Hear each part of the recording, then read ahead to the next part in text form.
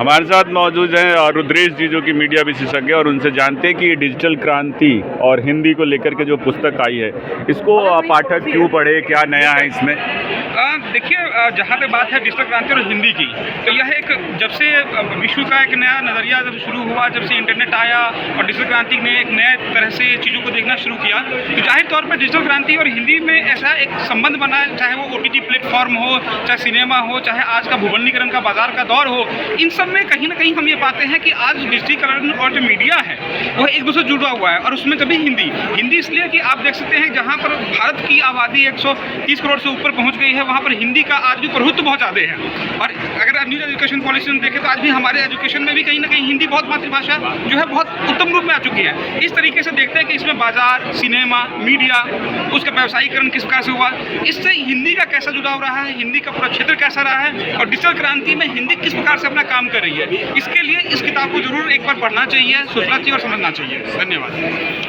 तो इस समय इस डिजिटल क्रांति और हिंदी को लेकर के यहाँ पुस्तक मेले में जो विमोचन हुआ है उसके बारे में बात कर रहे हैं मीडिया विशेषज्ञ आदित्य जी से। आदित्य जी, कि इस किताब में ऐसा क्या है कि लोग जो है डिजिटल क्रांति और हिंदी के संदर्भ में नई बातें जान पाएंगे? देखिए, डिजिटल क्रांति का दौर है और हम देखते हैं कि डिजिटल का मतलब आपको डिजिटल प्लेटफॉर्म पे ही ज़्यादातर कंटेंट दिखाई देगा, लेकिन जो टेक्स्ट रूप में, छपे हुए रूप में कह लीजिए, प्रकाशित रूप में ये पहली ऐसी किताब मुझे दिख रही है जो इस तरह से हिंदी को लेकर आई है।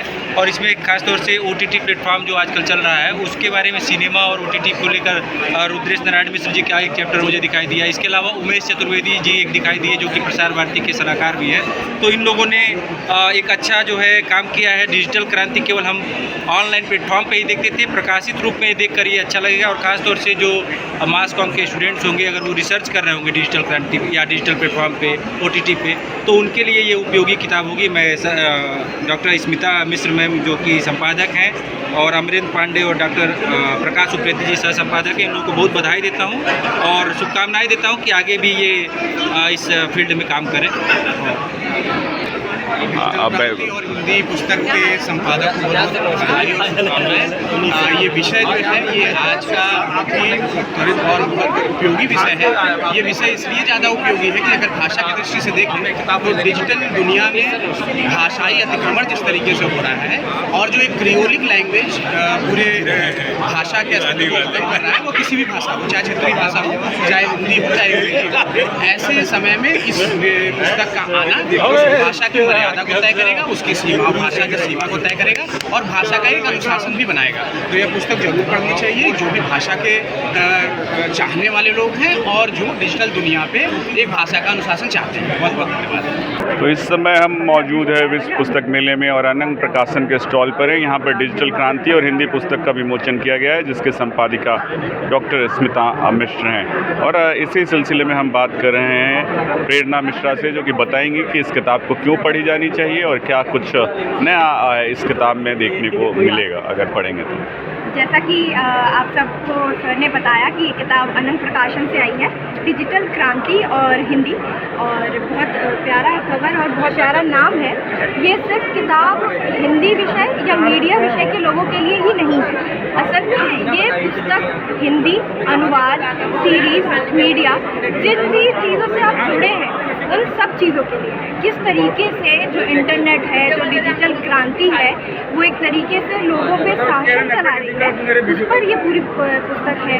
उन चीज़ों को, नई नई चीज़ों को जो आप आसपास देख रहे हो, उसके बारे में तह तक जानने के लिए आप इस किताब को ले सकते हैं। ये बहुत बेहतरीन किताब है और इसके लिए आप अनंग प्रकाशन से संपर्क कर सकते हैं। तो प्लीज़ डिजिटल क्रांति और हिंदी पुस्तक को ज़रूर से ज़रूर लें। हेमंत जी हैं, PhD के शोध छात्र हैं दिल्ली विश्वविद्यालय से, और इनसे जानते हैं कि डिजिटल क्रांति और हिंदी पुस्तक को लेकर के इनका क्या कहना है, क्यों पढ़ी जानी चाहिए किताब। क्योंकि डिजिटल क्रांति और हिंदी अनंग प्रकाशन से छपी है, तो इस किताब में वो डॉक्टर अमरेंद्र पांडे प्रकाश संपादक है। पहले तो सर और मैम को बहुत बहुत बधाई पुस्तक को इसलिए पढ़ी जानी चाहिए क्योंकि भारतेंदु हरिश्चंद्र जी ने कहा था 1972 की हिंदी नई चाल बढ़ेगी, लेकिन वैश्वीकरण का युग आने के बाद, विश्वविकरण के बाद और अब सोशल मीडिया के युग के बाद हिंदी किस तरह से बदल रही है और हिंदी का जो प्रयोग है वो सोशल मीडिया के दौर में और तकनीकी के क्षेत्र में कहाँ और किस रूप में हो रहा है। आज हम देखते हैं कि सोशल मीडिया में हिंदी किस तरह से, हिंदी पत्रकारिता मतलब डिजिटल पत्रकारिता में हिंदी किस तरह से है और ऐसे ही अनेक जो माध्यम है जो तकनीकी रूप से जुड़ा हुआ है उसमें हिंदी का किस तरह से उपयोग में आ रही है। तो इस पुस्तक के माध्यम से हम बहुत अच्छे से समझ सकते हैं और इस पर बहुत अच्छे से मैम और सर का काम है, तो सर को बहुत बहुत बधाई और आप सभी को अनेक प्रकाशन से लेनी चाहिए और पढ़नी चाहिए। डिजिटल क्रांति और हिंदी पुस्तक को लेकर के लगातार हमारी चर्चा जारी है और हम बात करें पुष्पांजलि से, जो कि एमए कर रही हैं जेएनयू से और एमए द्वितीय वर्ष की छात्रा हैं। बताएंगी डिजिटल क्रांति और हिंदी विषय पर जो आई पुस्तक है उसके बारे में क्या कहना है उनका। जैसे कि आप देख रहे हैं डिजिटल क्रांति और हिंदी अनंत प्रकाशन से छपी हुई है। इस किताब की खासियत ये है कि इसमें जो आज वर्तमान में वैश्वीकरण और मीडिया का दौर है जिसमें ये चीज़ें हावी होते जा रही हैं हमारे, तो ये कैसे जो संस्कृति है हमारी उस चीज़ की रक्षा इसमें किस तरीके से हो रही है और मीडिया के दबाव के बाद जो भाषा का स्वरूप जिस तरह से हो रहा है उसमें जो साहित्यिकता का तत्व है उसको किस तरीके से हमें तलाशना है, उसके क्या भविष्य है, उसकी सीमाएं क्या हैं और हमें अगर इसमें सुधार की ज़रूरत है तो किस तरीके से करनी चाहिए, इस पर भी बात की गई है। तो मुझे लगता है कि आज का जो पाठक है जो हिंदी से काफ़ी कटता जा रहा है, जो जिसको साहित्यिक हिंदी बोलते हैं, तो ये मीडिया से जुड़ के उसका स्वरूप क्या है और आगे के लिए इसका भविष्य क्या है, इस चीज़ पे इसमें काफ़ी अच्छे से बातचीत की गई है।